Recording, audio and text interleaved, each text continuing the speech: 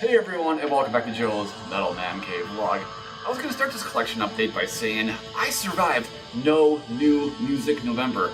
And what is No New Music November, you ask? Well, going into November I told myself, save some money, pay off these bills you have, and just don't buy any music. Challenge yourself throughout the month of November. And I failed. Miserably. I got tempted by a new DSR tape box set, and quite randomly a friend on Facebook was selling some used CDs, and I just couldn't resist. So I failed, but it gives me more cool stuff to talk about soon enough. And today I got some very cool stuff to talk about, of course. Bit of a mixed bag, actually. 3 black metal CDs, a death metal CD, and then something you might not expect on me, but we're going to talk about it anyway. So today we are drinking a beer from the brewery called the Brewery.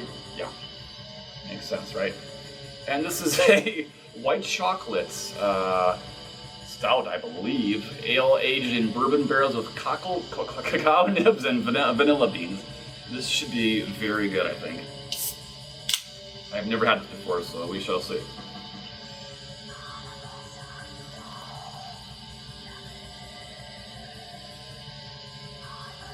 Yes, this should be very interesting. Cheers!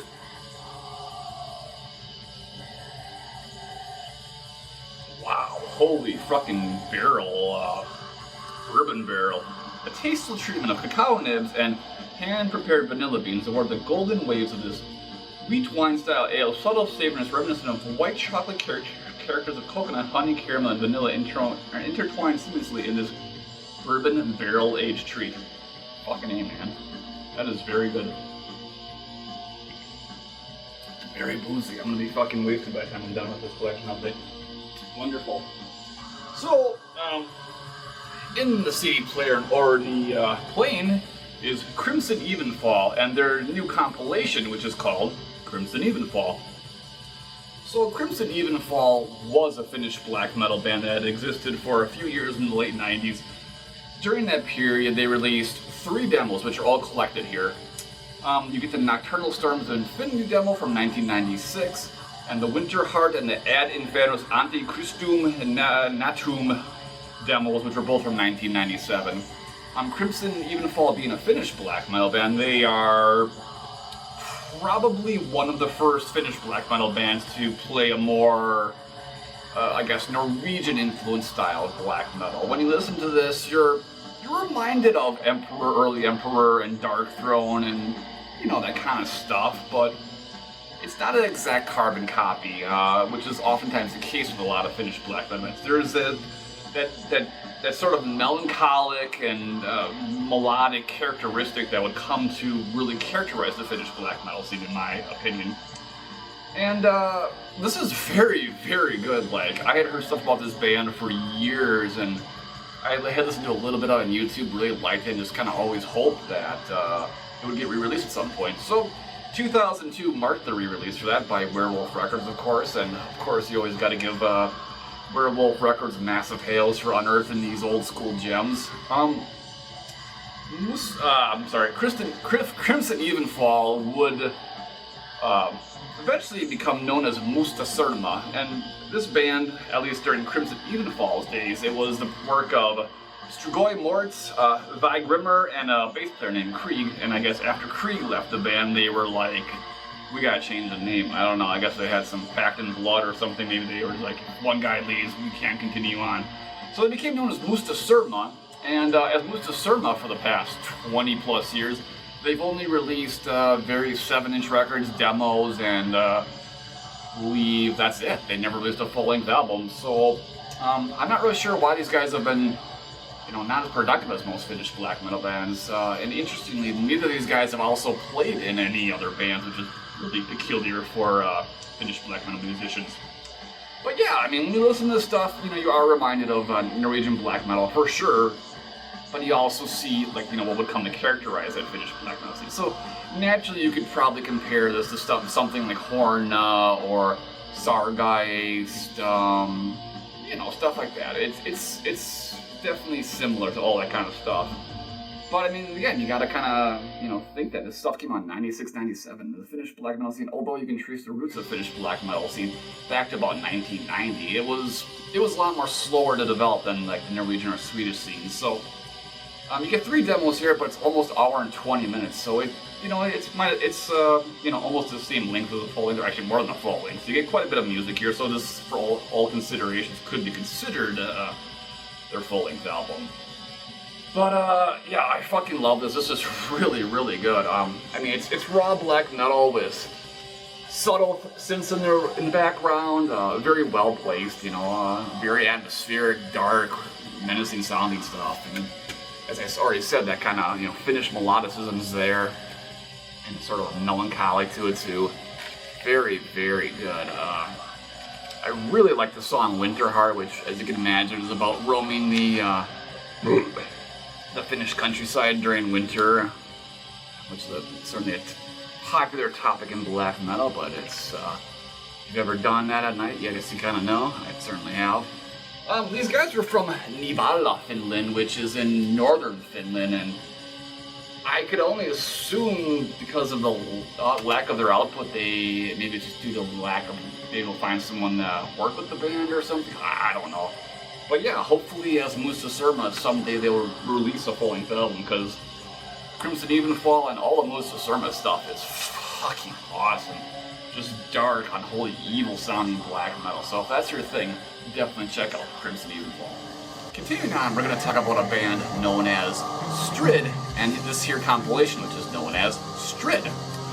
Strid, by most accounts, is the very first DSBM band. That's dark suicidal black metal, in case you don't know. I first came across this band quite a few years ago. I think it was just about 20 years ago. I had a guy writing for my zine, a German guy, and we did a tape trade back then. I have no recollection of what I sent him. I may have just made him a tape, and I remember when we did it, it was like, you know, I mean, it was the early 2000s by that point, MP3s and were the thing, and in a lot of ways tapes were dead back then.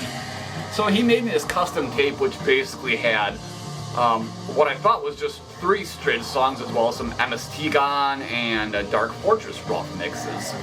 And for years I was always like, man, I should check out more Strid stuff. And so then, I don't know, a few months ago, Arcane Archivist was posting some photos of Strid, and I was like, alright, I'm finally going to check out more Strid stuff. Then when I got this compilation, I found out that in fact the 3 songs that I had in here was all that Strid ever released. So on this compilation, you get those 3 songs from Strid, and that is the End of Life demo from '93 and the Strid 7-inch from 1994. Rounding out the compilation is the 2 of the 3 demos from the band that came before Strid, which was known as Malfeitor. And as Malfeitor, they offered up a little bit different style compared to Strid, but we'll get to that a little bit later on. But as Strid, and as I already said, they are often regarded as the first DSBM band. And I know sometimes people will say Burzum and Bart McCarran has invented that style, but I mean, that may be true, all things considered, but what I hear from this demo in the 7-inch here is this is the more, I guess, typical sounding DSBM sound.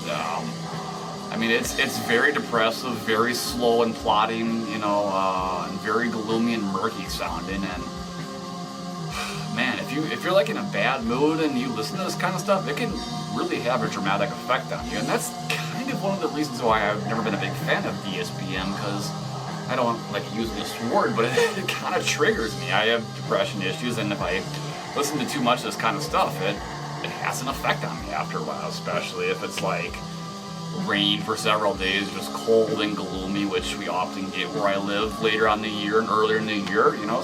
I go through bad depressive spells quite randomly, you know.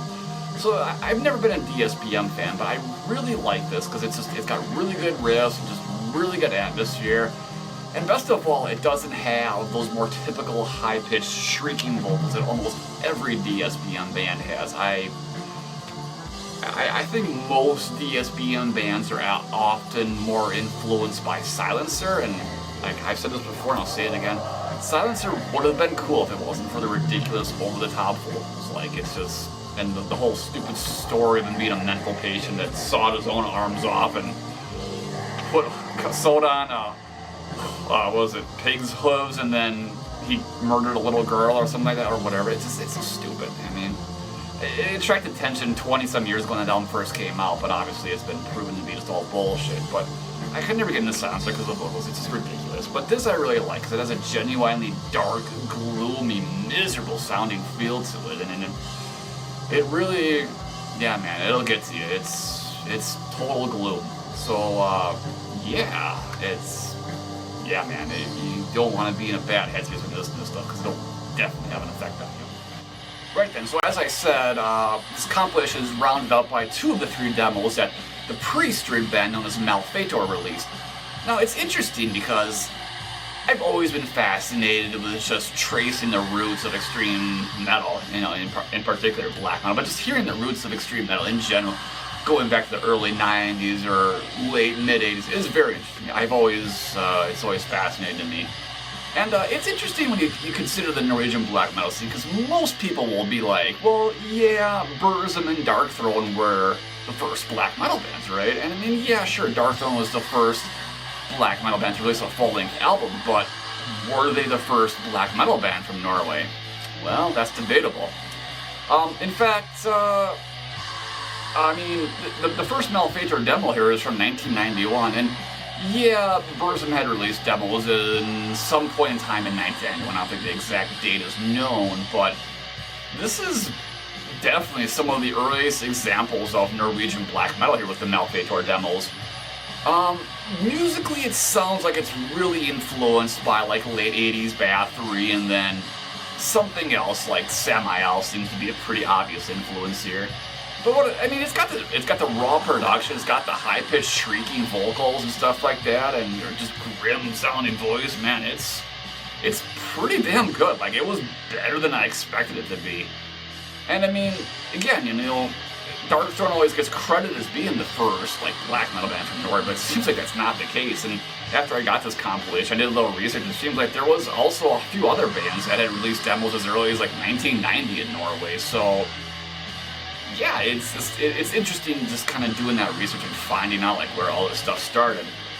So, the 2 demos are decent. They're not, like, fantastic. It's something that's gonna blow your mind, but definitely for something released in 1991, like, fuck, man, this was extreme back then, man. I mean, there wasn't a lot of bands that sounded like this, and it's interesting that, you know, when they turned to Strid, they made that dramatic, shift in sound too. It's, yeah, man, it's interesting just seeing that progression from, like, a single year from 92, 93, how they went through that. So there in the trade card, you can see a picture of Malfeitor. I have no idea how old these guys were, but I'm guessing they were just teenagers that were influenced by Bathory and Samael, and they just took it to the next step. 2 of the old members in this band have actually tragically passed away from suicide too, so I guess, that kind of puts it all into perspective there, you know. I mean, it wasn't just like, let's make depressive music for the sake of making depressive music, like My Dying Bride, for example. Like, they said many times, like, this is just what we decided to do. But no, these guys, it was a little more genuine with these guys. Obviously, if 2 members of the band took their own life, it was the real deal. They weren't fucking around here. So, definitely, if you like a DSBM, you are definitely required to get this. Or if you've always been sort of an outsider to DSBM like I have, or you just had an aversion to it, definitely look this up, because I think you'll definitely really like Strid. I think it's great. And then, of course, if you just want to hear the roots of Norwegian black metal, well, Malfeitor is definitely one of the first, so definitely look it up. It's a Strid and Malfeitor compilation. Continuing on, we're going to talk about Wyrd and their debut album, Heathen. So, as I had mentioned in my least expensive black metal albums according to Discogs video from last week, Wyrd was a band I had known for many, many years. I bought their Huldrefolk album shortly after it came out, and I absolutely loved it, but for whatever reason, I just didn't follow up and buy their albums, and I don't know why, because I love Huldrefolk. So, quite randomly back during the middle of summer, curiosity got the best of me, and I bought that Wrath and Revenge compilation, and then I picked up Heathen, their first album. And what an ambitious and very interesting album this is. Heathen is a single track that clocks in 51 minutes and 16 seconds. And obviously when a black metal or any underground heavy metal band does a single track album, it's all derived from Edge of Sanity's Crimson. Like, let's be realistic here, right? That's where it comes from. And in a sense, like, okay, let's just be realistic here. This fucking track could be broken into several parts if it wanted to. It doesn't have to be a 51-minute song. And in a lot of ways, it's very annoying because, like, let's say you like a part that's like 30 minutes into this, into the song, you just want to hear that one part. Well, then you gotta listen to the whole song or sit there holding the fast forward. But it's annoying. I don't know why bands do it. Not a lot of bands have done it in recent years, but it was definitely a thing going in the early 2000s. I mean, like, Green Carnation did it, some other bands did it. I can't think about comment. There was a lot of bands that were doing that single track. It's fucking annoying. So Heathen is a single track, and when you listen to this album, it's all over the place, really. I think the main influence for Wyrd and their main composer, Mancave, whose real name is Tome Kaliola, his main influences seem to be, once again, Burzum's Philosophem album, but as I was kind of listening to this, I was thinking, I was like, you know what, this sounds like he heard Agaloc's Pale Folklore, and he got really influenced by that too. Like, I'm really sure he got influenced by that. So what you get in this album is basically raw black metal with a lot of acoustic guitars, both grim, typical black metal vocals, and cleanly sung vocals, which are not particularly good. Occasional synthesizers, and music that's mostly mid-paced and occasionally fast. It has a very heathen and very pagan mood to it. I generally really like this, but again, the fact that you kind of gotta sit through the whole thing every time you want to listen to it it's annoying in a way, but I guess it doesn't really matter, because usually when I put it on, I listen to it all the way anyway. It's not like I'm like, oh, let's go to the track 3 or whatever. It's a common complaint, but whatever. So yeah, on the front cover you have what appears to be like some, I don't know, cave-dwelling etching or something like that. It's pretty cool. I mean, it's definitely different for a black metal album cover. Tome, of course, has played in a lot of bands over the years. So I think, like, now that I've finally started to dig into more of the Wyrd catalog, I need to really go through and check out more of his bands too. That's just how I operate. If I get really into a particular artist or a particular band, it's just interesting slowly going through their discography and then eventually, going through the various side projects. In the case of Narcat, he has a lot of bands, like, no bullshit, like he's been in like 20 different bands. And this is a cool record. I mean, like I said, very mid-paced and very Burzum influenced, but it's sort of a slow burner. You're gonna have to listen to this a few times before it's really gonna make sense. It's definitely a more chill album, one you're gonna have to sort of really absorb and take in to really get it, and it's not gonna immediately click with you, but I definitely like what he's doing here, because I don't know that I've necessarily heard anything that sounds exactly like this other than Wyrd's own music that they've put out through the years, or at least the early years. I'm gonna continue going down the rabbit hole of this band, definitely checking out more. And again, I don't know why it's taken over 20 years to go down that rabbit hole, but I have definitely enjoyed what I've heard from Wyrd.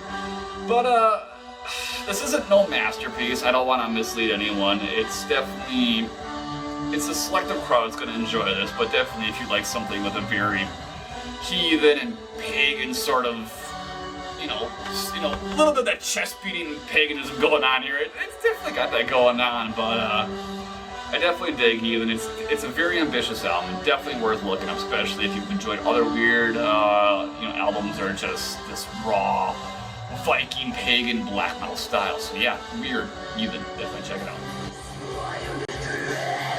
Alright, continuing on, we're going to move to the, make sure it doesn't fall, the death metal side of things, we're going to talk about Necrophagia and their album Holocausto de la Morte.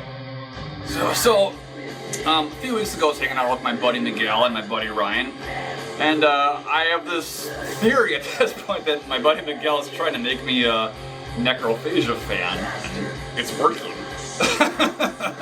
So, Necrophagia, Holocausto de la Morte. I was aware of this album back in the day, or the early 2000s at the latest, and I was aware that Phil Anselmo from Pantera had basically wrote the whole album. And I thought to myself back then, like, what the fuck does Phil Anselmo know about playing guitar or writing an album? It didn't make sense to me. Especially since I had heard Viking Crown a bit before this album too, and I was like, Viking Crown's fucking terrible. So, I was always skeptical of this album, but my buddy gave this to me, and I ended up really liking this album.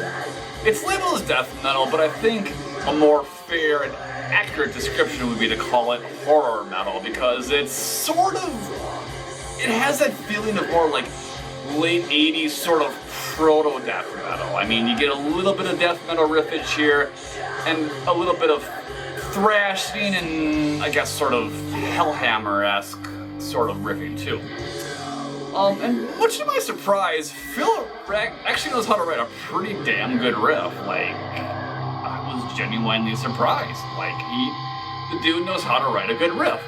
And that's, yeah, I just didn't expect that, man. And then, of course, you got Killjoy's vocals. Killjoy has that sort of raspy, gurgly, just really unique voice. But the best comparison I can make is that it sounds like Maniac from Mayhem. And interestingly, Maniac from Mayhem does guest vocals in this album too.